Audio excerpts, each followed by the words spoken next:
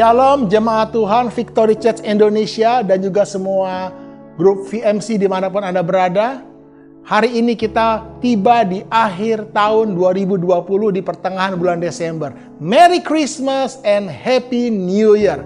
Kita bersyukur akan penyertaan Tuhan dalam hidup kita karena kita percaya saudara kita bisa tiba hari ini semua karena anugerahnya. Dan bulan ini kita merayakan hari Natal, hari yang luar biasa. Dan oleh sebab itu hari ini saya akan berbicara khusus mengenai kebenaran Natal. The truth about Christmas. Apa yang terpenting dari Natal? Pestanya kah? Hadiahnya kah? Atau momen kumpul-kumpul dengan teman dan keluarga kita kah? Yang terpenting dari Natal bukanlah itu semua. Tetapi apakah kebenaran Natal itu sendiri? Karena hari ini banyak orang merayakan Natal, namun tanpa mengerti kebenaran Natal itu sendiri. Mereka hanya merayakan Natal sebagai sebuah tradisi, tanpa tahu mengapa.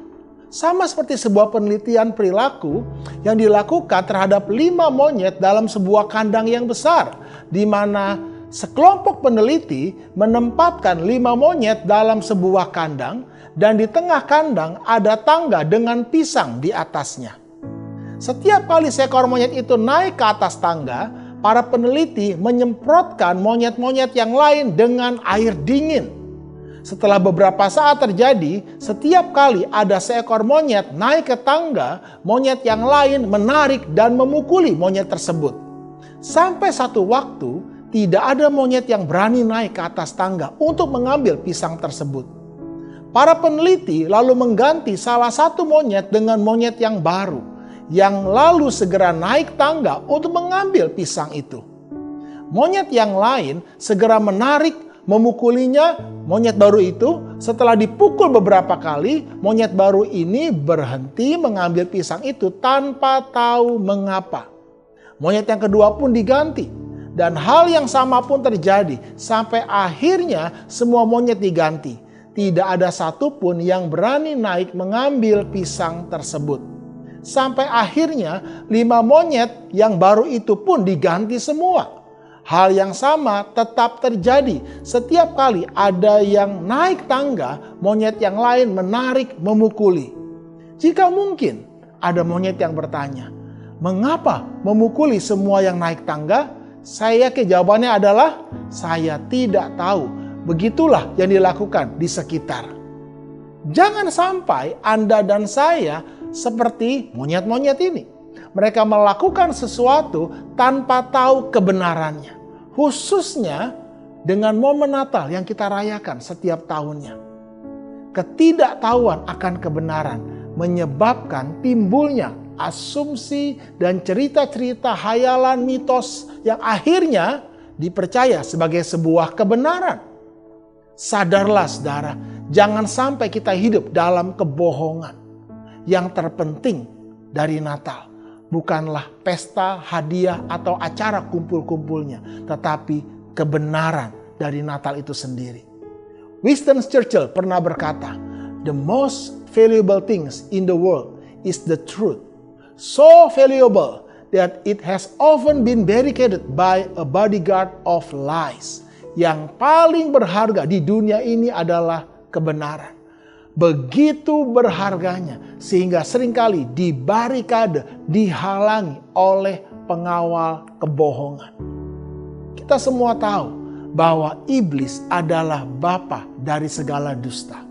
Efesus pasal 6 ayat 11 berkata, "Kenakanlah seluruh perlengkapan senjata Allah supaya kamu dapat bertahan melawan tipu muslihat iblis." Apa yang kita lawan dalam hidup kita? Bukan iblisnya. Iblis sudah dikalahkan. Bahkan iblis sebenarnya dia tidak punya kuasa. Yang kita lawan adalah tipu muslihatnya. Iblis datang untuk mencuri, membunuh, dan membinasakan. Dan semua itu terjadi dilakukan lewat tipu muslihatnya. Bagi Anda dan saya yang pernah ditipu, ketika kita berada di sebuah tipu muslihat, tanpa kita sadari sesungguhnya kita sedang dicuri, dibunuh, dan dibinasakan. Istilah kerennya killing me softly, saudara. Kapan kita sadarnya? Di akhir. Setelah kita kehabisan, kehilangan semuanya. Tidak mudah untuk mempercayai bahwa kita kena tipu, saudara. Demikian pula dengan saya. Karena orang yang menipu kita terlalu baik untuk seorang penipu. Betul, saudara? Tapi sadarilah, tipu muslihat hanya bisa dikalahkan dengan kebenaran. Segala sesuatu yang dibangun di atas dasar kebenaran akan kokoh, tidak tergoyahkan selama-lamanya. Namun segala sesuatu yang dibangun di atas dasar tipu muslihat, cepat atau lambat, pasti akan hancur, pasti akan ketahuan. Karena itu, Anda harus mengetahui apa kebenaran tentang kebenaran. Hari-hari ini, saudara, banyak kebenaran yang palsu. Kita melihat dari luar truth, kebenaran. Tetapi ketika kita selidiki lebih dekat, ternyata isinya semua adalah kebohongan, saudara. Tapi bukan berarti kebenaran itu tidak ada, saudara. Kebenaran itu ada. The truth about the truth. Ini Anda dan saya harus pahami. Bahwa kebenaran, ada kebenaran yang subjektif dan ada kebenaran yang objektif. Kebenaran yang subjektif adalah kebenaran yang melibatkan persepsi opini pengamatnya. Sering pula disebut kebenaran relatif. Benar bagi Anda belum tentu benar bagi yang lainnya. Tidak ada yang mutlak. Itulah kebenaran yang subjektif. Pendapat kita, opini kita, sudut pandang kita itu yang menentukan. Tetapi kebenaran yang objektif adalah kebenaran apa adanya, tanpa melibatkan persepsi atau opini pengamatnya. Kebenaran ini melibatkan penyesuaian antara apa yang diketahui dengan fakta sebenarnya. Saya ambil contoh. Mobil itu berwarna putih. Itu objektif, saudara. Anda suka atau tidak suka, Anda setuju atau tidak setuju, pendapat Anda dan saya tidak mempengaruhi objeknya. Mobil itu berwarna putih. Tapi kalau saya katakan, warna putih adalah warna terbaik untuk sebuah mobil. Itu adalah kebenaran yang subjektif. Karena apa? Itu opini saya, itu pendapat saya, itu selera saya. Mungkin yang lain berkata warna hitam adalah warna yang terbaik. Yang lain mungkin berkata warna merah adalah warna yang terbaik. Jadi Anda harus menyadari apa itu kebenaran yang objektif dan apa itu kebenaran yang subjektif. Namun masalahnya hari ini banyak orang menyamaratakan semua kebenaran. Mereka tidak dapat membedakan antara kebenaran yang subjektif dengan kebenaran yang objektif. Akibatnya banyak orang menganggap percaya bahwa kebenaran itu relatif. Jika Anda percaya bahwa tidak ada kebenaran yang mutlak, pertanyaannya, apakah yang Anda percaya itu mutlak? Kalau Anda percaya tidak ada kebenaran yang mutlak dan Anda pikir itu benar, berarti kepercayaan yang benar mutlak itu ada, saudara. Kalau Anda menganggap semua kebenaran itu relatif, justru itulah tipu muslihat iblis yang paling berbahaya, yang dapat membinasakan, menyesatkan hidup kita. Bisakah Anda bayangkan kalau satu hari Anda ada di tengah laut atau di tengah hutan, Anda tersesat, lalu apa yang Anda butuhkan? Anda butuh sebuah kompas. Apa fungsi dari kompas? Kompas menunjuk mana utara, selatan, timur, dan barat. Lewat kompas kita bisa tahu. Tetapi kalau misalnya timur, barat, utara, selatan itu relatif, terserah sudut pandang kita, itulah yang bahaya. Kalau Anda tidak tahu kebenaran yang objektif, atau Anda tidak percaya adanya kebenaran yang objektif, maka hidup Anda akan tersesat. Anda akan kehilangan arah. Kalau bicara mengenai apa warna mobil yang terbaik atau es krim rasa apa yang paling enak, itu tidak menentukan mati hidup kita, saudara. Itulah kebenaran bersifat subjektif. Kita tidak akan berdebat mengenai kebenaran yang subjektif. Kita saling menghargai karena masing-masing orang punya seleranya sendiri-sendiri. Tapi kalau bicara mengenai kebenaran yang objektif, itu tidak bisa diperdebatkan. Justru yang harus diperdebatkan adalah apakah yang saya percaya itu benar sesuai dengan objek yang saya percayai. Terlebih khususnya mengenai Tuhan, mengenai God. Apakah Tuhan itu benar-benar ada atau tidak ada? Itu kepercayaan yang menentukan mati hidup kita, saudara. Jangan samakan keberadaan Tuhan sebagai kebenaran yang subjektif. Ya terserah kamu. Kalau kamu percaya Tuhan itu ada, ya dia ada. Kalau kamu tidak percaya juga tidak apa-apa. Tidak demikian, saudara. Karena apa? Ibrani 11 ayat yang ke-6. Tetapi tanpa iman tidak mungkin orang berkenan kepada Allah. Sebab barang siapa berpaling kepada Allah, ia harus percaya bahwa Allah ada dan bahwa Allah memberi upah kepada orang yang sungguh-sungguh mencari Dia. Hari ini kita percaya ada begitu banyak agama, saudara. Ya, dan mereka semua percaya Tuhan itu ada. Tapi kebenaran objektifnya adalah manakah Tuhan yang benar? Ada Islam, Hindu, Buddha, Kristen, dari semua kepercayaan ini. Mana Tuhan yang benar? Kebenaran itu tidak bisa semua benar, saudara. Semua bisa salah, tapi hanya satu yang benar.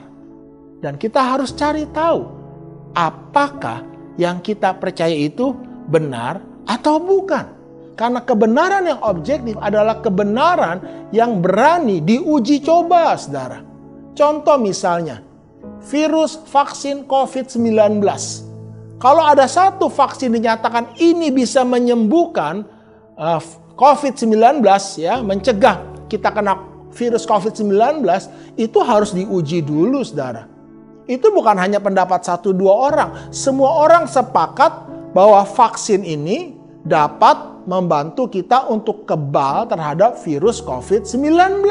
Dan itu melewati uji coba. Bukan sekedar yang penting percaya saja. Tidak bisa, saudara. Dan kabar baiknya, iman Kristen adalah iman yang berani diuji coba, saudara. Apakah Yesus itu benar-benar Tuhan? Atau dia hanya sekedar mitos, saudara? Apakah Yesus itu benar-benar lahir? Apakah Yesus itu benar-benar hidup, ada, mati, bangkit, dan naik ke surga? Anda harus mengerti ini. Kebenaran tidak pernah berubah sesuai dengan kemampuan kita untuk menerimanya. Kebenaran adalah kebenaran. Apakah kita suka atau tidak? Walaupun secara pribadi mungkin saya dan Anda keberatan dengan sebuah kebenaran, itu tidak masalah. Itu tidak dapat mengubah kebenaran itu sendiri. Jika hal-hal yang secara objektif itu benar, maka ia akan tetap benar. Bahkan jika saya meragukannya, atau menyangkalinya, atau bahkan menghinanya, mencercanya, itu sama sekali tidak akan mengubah objek dari kebenaran itu sendiri. Kebenaran tidak pernah berubah sesuai dengan kemampuan kita untuk menerimanya. Dan kebenaran yang paling hakiki yang kita percaya adalah Yesus Kristus itu Tuhan. Bukan sekedar manusia biasa. Bukan sekedar nabi atau guru yang besar, saudara. Yesus Kristus adalah Tuhan. Filipi pasal 2 10-11. Supaya dalam nama Yesus bertekuk lutut segala yang ada di langit dan yang ada di bumi dan yang ada di bawah bumi, dan segala lidah mengaku Yesus Kristus adalah Tuhan bagi kemuliaan Allah Bapa. Suka atau tidak suka, senang atau tidak senang, apapun pendapat Anda, itu tidak mempengaruhi keberadaan Yesus Kristus sebagai Tuhan. Yang harus dipertanyakan adalah, apakah kepercayaan Anda dan saya itu benar atau tidak? Apakah Yesus itu benar-benar Tuhan? Apakah Yesus itu benar-benar lahir dari seorang darah gadis, dan dia hidup, dia mati, dia bangkit, dan dia naik ke surga? Dan itu semua sudah dibuktikan lewat sejarah, lewat filsafat. Ada bukti-bukti nyata arkeolog, saudara, yang bisa dipertanggungjawabkan. Kekristenan sudah berusia lebih dari 2000 tahun. Dan selama 2000 tahun ini, saudara, khususnya di awal-awal kekristenan, jika ada orang yang bisa membuktikan kelahiran, kehidupan, kematian, dan kebangkitan Yesus hanyalah sebuah mitos atau cerita bohong, maka kekristenan sudah tamat dari dulunya, saudara.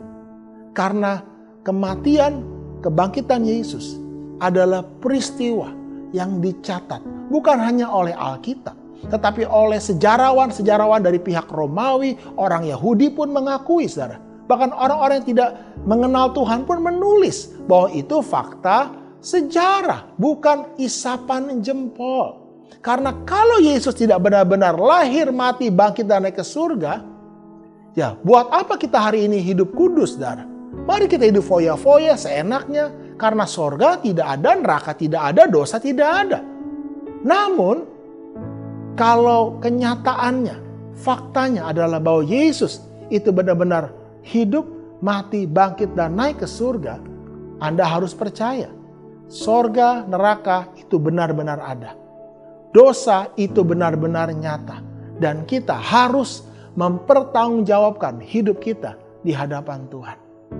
Dan khusus bulan ini, kita merayakan hari kelahiran Tuhan Yesus Kristus, yang adalah firman Allah yang menjadi manusia. Yohanes 1 ayat 3-5. Segala sesuatu dijadikan oleh Dia, dan tanpa Dia tidak ada suatu pun yang telah jadi dari segala yang telah dijadikan. Dalam Dia ada hidup, dan hidup itu adalah terang manusia. Terang itu bercahaya di dalam kegelapan, dan kegelapan itu tidak menguasainya. Jadi kalau hari ini Anda ditanya, siapa Yesus itu? Jawaban yang benar adalah, Yesus adalah firman Allah yang menjadi manusia. Ia lahir dari seorang anak darah, dari seorang gadis perawan Maria, tanpa persetubuhan manusia. Ia kudus dan ia tidak bercacat celah. Kitab Matius mencatat sebuah peristiwa yang unik yang terjadi dalam kelahiran Yesus yang tidak dicatat dalam kitab-kitab yang lain, yaitu dalam Matius 2 ayat 1-6. Sesudah Yesus dilahirkan di Bethlehem, di tanah Yudea pada zaman Raja Herodes, datanglah orang-orang Majus dari timur ke Yerusalem dan bertanya-tanya, di manakah dia, raja orang Yahudi yang baru dilahirkan itu? Kami telah melihat bintangnya di timur dan kami datang untuk menyembah dia. Ketika Raja Herodes mendengar hal itu, terkejutlah ia beserta seluruh Yerusalem, maka dikumpulkannya semua imam kepala dan ahli Taurat bangsa Yahudi, lalu dimintanya keterangan dari mereka, di mana Mesias akan dilahirkan. Mereka berkata kepadanya, di Bethlehem, di tanah Yudea, karena demikianlah ada tertulis dalam kitab Nabi. Dan engkau Bethlehem, tanah Yehuda, engkau sekali-kali bukanlah yang terkecil di antara mereka yang memerintah Yehuda, karena daripada mula akan bangkit seorang pemimpin yang akan mengembalakan umatku Israel.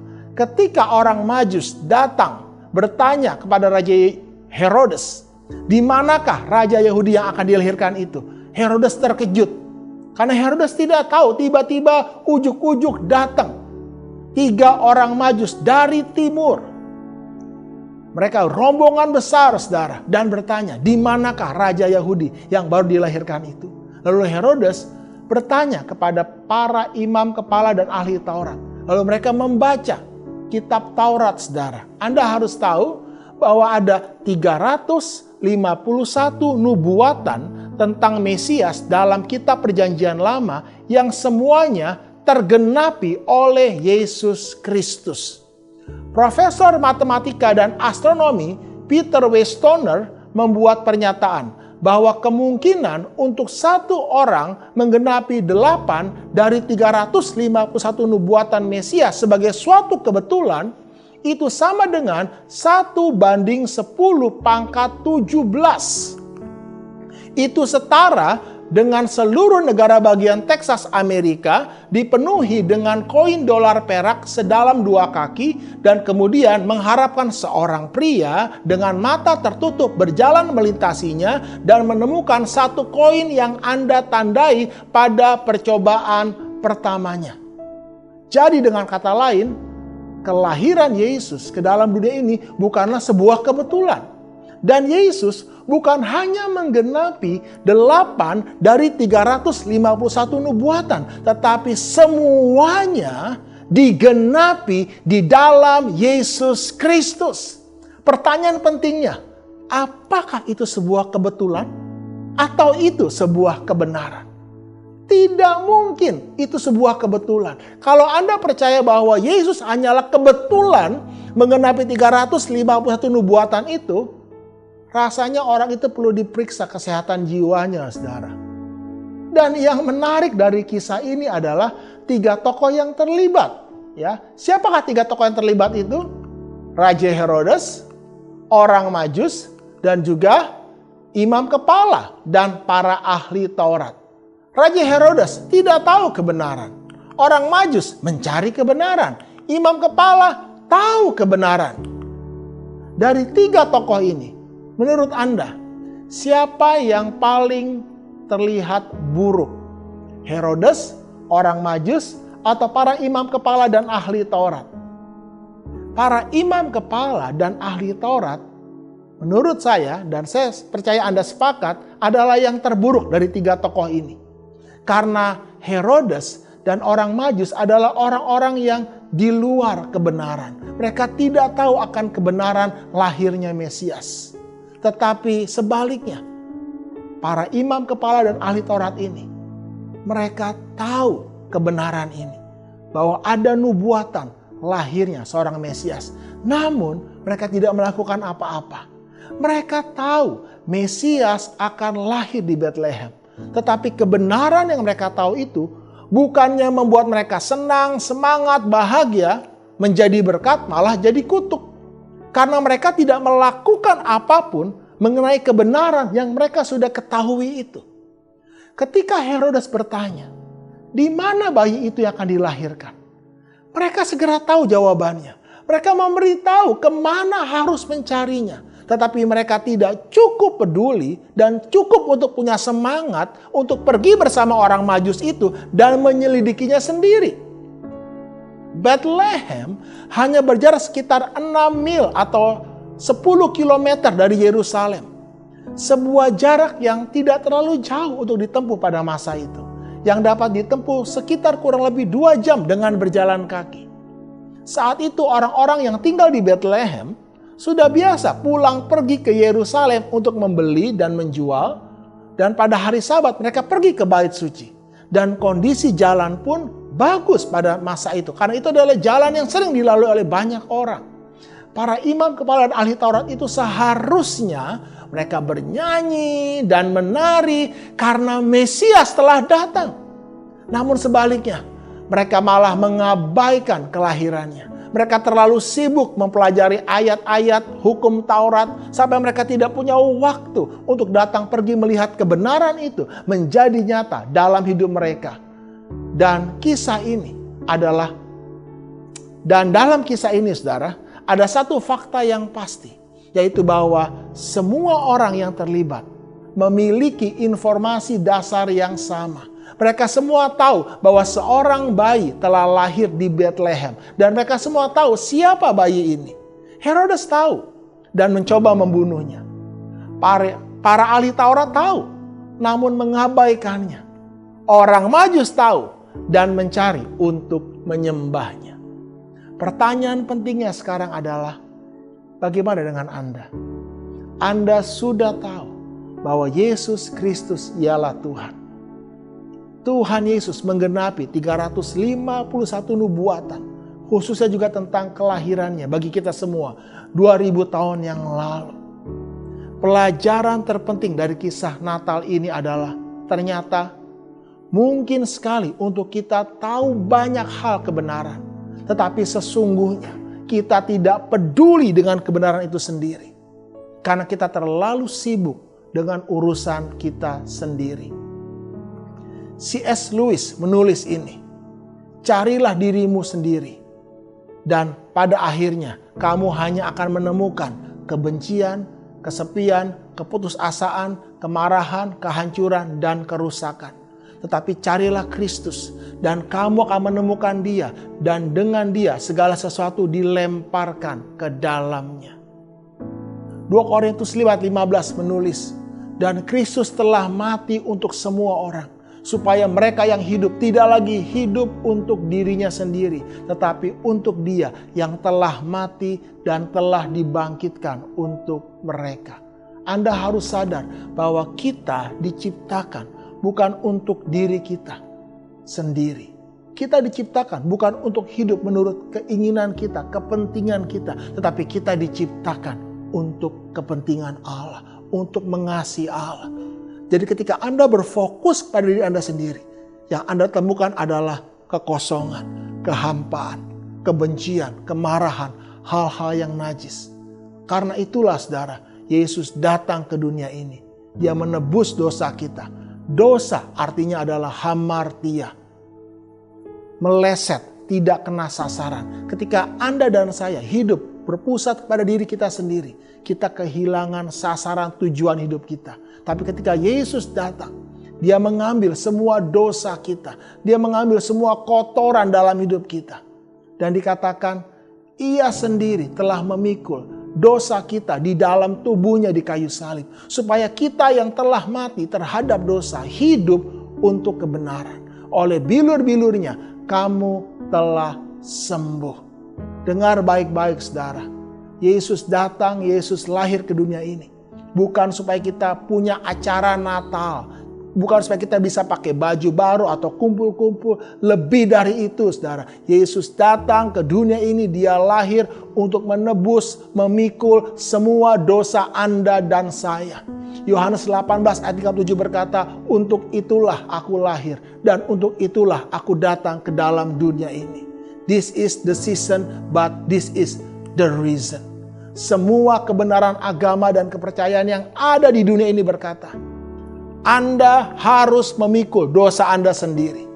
Namun hanya Yesus Kristus yang berkata, anakku, biarkan aku yang adalah Tuhanmu memikul semua dosamu.